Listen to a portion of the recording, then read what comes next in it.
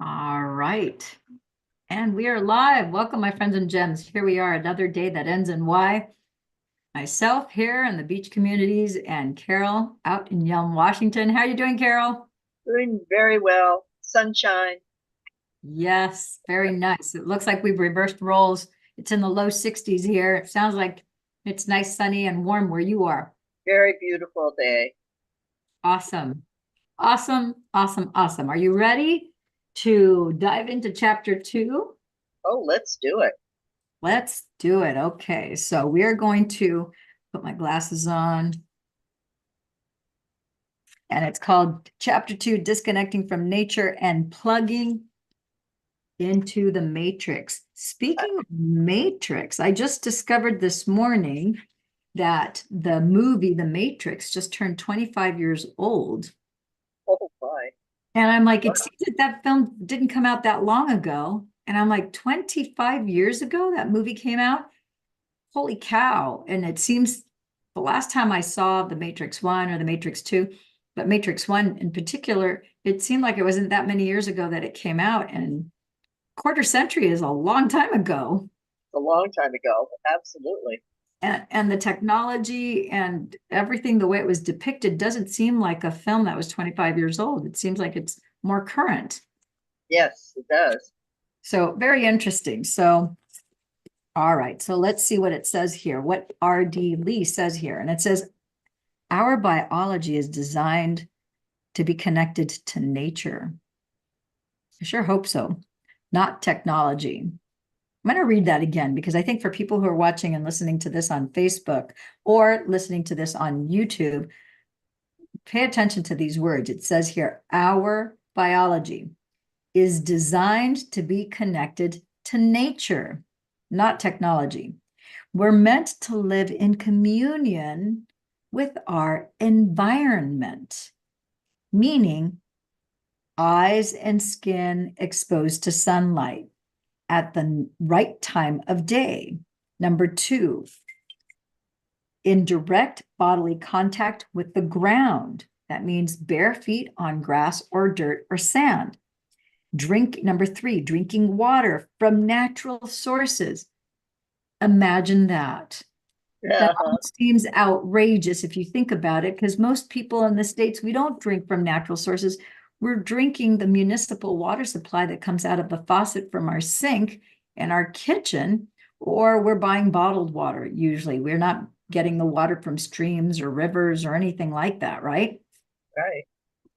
Yeah. So to get, and one thing that people don't think about is, but when you do drink water from a river, that water is not just structured because it's rolling over the different rocks and the stones and the minerals and all that, but it's getting minerals from the earth.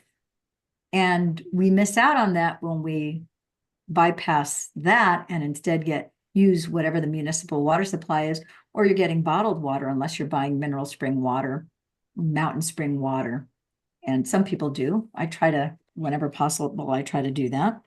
But it says here, indirect bodily contact with the ground and drinking water from natural sources and eating food that's grown or that grows locally. I try to do that too. And there are physical forces of nature that give us energy to power our body's processes and sync our biology to daily and seasonal cycles. On the flip side, we suffer in countless ways when we snub Mother Nature and spend our time under the influence of foreign frequencies. Think about that. When you're constantly under technology, always indoors, never going outside, you're constantly under the influence of alien frequencies. Yes. Yeah. The normal natural frequencies are outdoors when you're out at the beach, in a forest, anywhere outside in the sun. And it says, as we're just now beginning to appreciate, the human race and planet Earth pays dearly when we choose to detach from nature. And instead of plugging our bodies and brains into our manufactured technologies, here are a few seminal moments in that progression of disconnection from nature, the shift to man-made technology, and why those those changes affect our biology so profoundly. And if people knew how profoundly, again, the 99% of the people are not aware that the LED lights destroy your DHEA fountain of youth hormone, increase inflammation, and increase your insulin resistance. And then they wonder, why do I have diabetes? Why do I have chronic inflammation? Why? Yeah. Uh-huh. And it's like we need to be aware of these things. And so I'm glad that he's written this book. I'm glad that Dr. Jack speaks from the mountaintop for the last 20 plus years on photobiomodulation and bringing this information to light, pun intended. So long ago, and I want to share a picture here because Oh, yeah. cool little pictures of mitochondria in here. Yeah. And it says, long ago, plants borrowed a bacterium to power their biology. And it says for 3.8 billion years, two types of organisms had the planet all to itself, bacteria and archaea. Life was simple back then, literally, because everything alive at the same time was single-celled. But then life on Earth exploded out of nowhere due to a biological collaboration of historic consequence. About 650 million years ago, early plants partnered with bacterium to get the power they needed to run their biology. Prehistoric plant life made a deal. We'll give you, the bacteria, a place to stay inside us. In return, you'll have to modify your genome, your DNA, in order to transform the sun's photonic energy into a chemical energy, that's sugar, that we plants can live on. The deal worked out, and the bacteria now evolved into chloroplasts, power plant biology, using the multi-step process of photosynthesis. We all learned about photosynthesis in elementary school. Photosynthesis feeds the entire food web on a foundational level, all powered by light, along with carbon dioxide and water, CO2. Or to say it more simply, life begins as light via photosynthesis or the photosynthetic process. All right, and here we're going now to the next page. And as a byproduct of the collaboration, plants also released oxygen and put DHA in the seas. You see, around the same time, our sun reached its middle age, which meant increased photonic power. Photonic power is light power. Stronger UV rays hitting ozone in the upper atmosphere broke up more of that oxygen into breathable O2 oxygen. So those two things paved the way for animal species to proliferate. That means multiply. The increase in oxygen in the atmosphere from less than 15% to 23%, and the availability of DHA to convert sunlight into electricity. Oxygen gave the animal kingdom abundant energy potential by enabling more affluent metabolic pathways like oxidative phosphorylation and the TCA cycle, in contrast to pathways like glycolysis, which are anemic by comparison. Plus, DHA helped multicelled organisms harvest photonic energy being light energy, directly from the sun, so they can be in touch with sunlight and earth intermittently. So in other words, they were mobile. But before that could occur, this had to happen. Whoops, sorry about that. So a similar partnership was made millions of years later. This is getting interesting. Look at how cute he has these cute little characters. Well, He looks like Fred Flintstone, doesn't he? yes, he does. Yeah, he does look like Fred Flintstone. How fun. So let's see what he says here. Partnership. Okay, so about 1 million years after, can't even fathom 1 million years ago, let alone 600 somewhat. He said 620 million years ago. That's crazy. But it says here about 50 million years after the first partnership began, single-celled organisms called archaea made a similar deal with a species of bacterium. Archaea said to these bacteria, let's team up, each of us, Each of us can specialize and benefit from each other's area of expertise. We will give you bacteria a place to stay inside our cells and all the food you can eat. And in return, you must modify your genome, your DNA, to get really good at converting food that we can't metabolize into an energy source that we can. Interesting. So over a million, it says over millions of years, those bacteria simplified their DNA to just 37 genes in order to specialize at converting fuel stores from the food chain, namely sugar, carbs, and proteins, into energy storage molecules that complex creatures can drive us or drive on, which is ATP.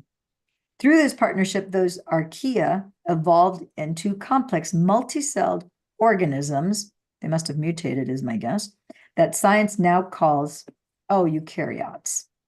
And those bacteria become mitochondria. So having been liberated from the chore of managing thousands of genes, mitochondria were then free to focus on making energy for the cells of the entire animal kingdom in the form of ATP. Meanwhile, the partnership liberated those descendants of archaea, now eukaryotes, from the job of making energy so they could focus on increasing their complexity. So it's kind of showing us the evolution of how mitochondria evolved and how plant and animal kingdom, how they started to work together. So they added genes to their DNA to manufacture a wider array of proteins. And that allowed them to build more elaborate autonomy, along with the organs and biochemicals to run it. So archaea became eukaryotic cells, and their DNA became the nuclear genome, and the ultimate eukaryote turned out to be man. Wow. So the human species has more than 20,000 genes. Equally important in the deal that many mitochondria that take up residence inside a eukaryote cell can use its DNA. You are bacteria. Yeah, we have lots of bacteria in our body. There's lots of organisms that live inside of us. So you are bacteria by their very nature, like to exchange genetic information with other cells, called lateral gene transfer. And there's tremendous genetic and evolutionary advantage to transferring genes from many mitochondria into one cell nucleus. So that's what they did. The mitochondria transferred all the genes they could into the nuclei of these early archaea. That way, one set of genes in each host eukaryotic cell can serve its hundreds or thousands of resident mitochondria, instead of each mitochondria expending its own energy to support redundant genetic information. So it's showing us how efficient the human body is to adapt to this change to become more efficient. So to say it more simply, there's 1,000-fold energy savings having each of your cells carry genes that each mitochondria can use to build its structure. So that's how multi-celled organisms, and we are multi-celled organisms, became more elaborate over time. Mitochondria specialize in making energy, while eukaryotic cells focus on fancier things like building.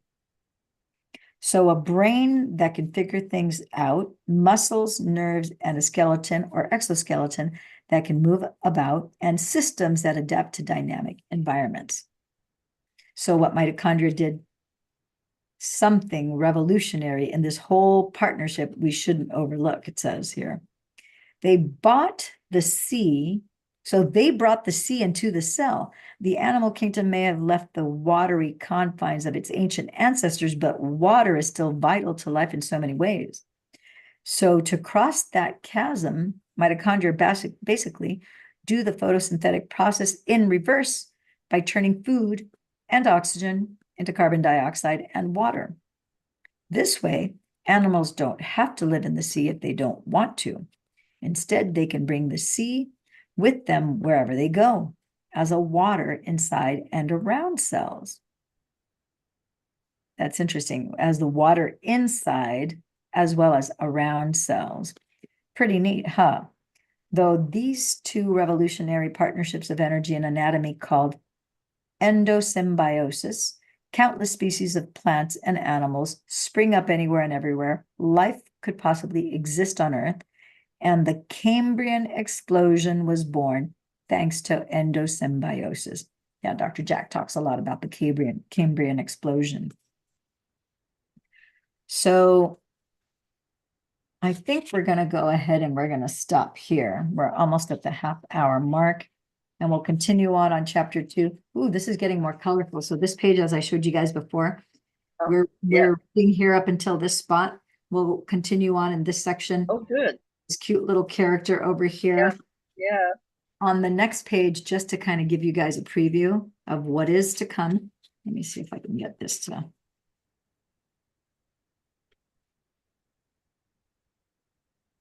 So for the next page, look at all the cute little characters. Oh my goodness sake. He's got a good graphic artist that was able to make this little character here, right? Yep. A little caveman. Over here, he's indicating, you know, the photosynthesis of the plant. Here's Mr. E equals MC square, Albert Einstein. Yeah. And then I think this here is probably showing you the progression of the Cambrian explosion and all the the animal life that came from the Cambrian explosion, because we didn't have just plants now we had plants and animals, and there's the adaptation that he just explained here. So we will continue on so that we will pick up on the next time here. The first circadian mismatch in human history occurred when man started to wear clothing. So that's kind of alarming if you think about the fact that he's saying that the first circadian mismatch is when humans started to wear clothing. Now, there are parts of the world where humans are naked, you know, the aboriginals or the natives are naked all the time. They're still out in the outdoors. They're still in the sun all the time. And of course, there's plenty of parts of the world that it's too cold, obviously, to do that. But there still are native tribes in, you know, the Amazon and other places where they can still be unclothed, unrobed. So when we started wearing clothes, then of course that's a barrier to the sunlight. There's no other animal on the planet, you know, we're the only ones that put clothes on, right? Dogs, horses. Some people can be cute and they can put, you know, little raincoats on their dogs and you know, little hats on their cats and whatever. But by and large, animals don't wear clothes. It's just a human thing, right? Exactly.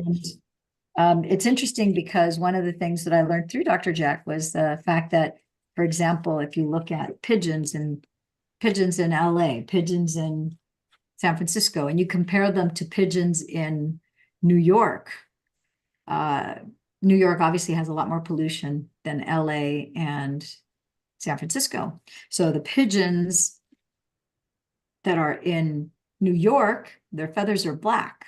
They're very dark gray and black. The pigeons in LA are not black. They're a very light gray, or they're a cream colored, but they're not black. And that's because the feathers for a pigeon is very much like the skin for a human. And we create melatonin, obviously, through our pineal gland and through the cell receptors on our skin. And that gives us the ability to, because our body's producing melatonin and it puts it throughout 100% of our skin, then as we receive sunlight, you know, we have a certain amount of coloring and we can tan when we have that. Well, pigeons are the same, but their feathers are like their skin.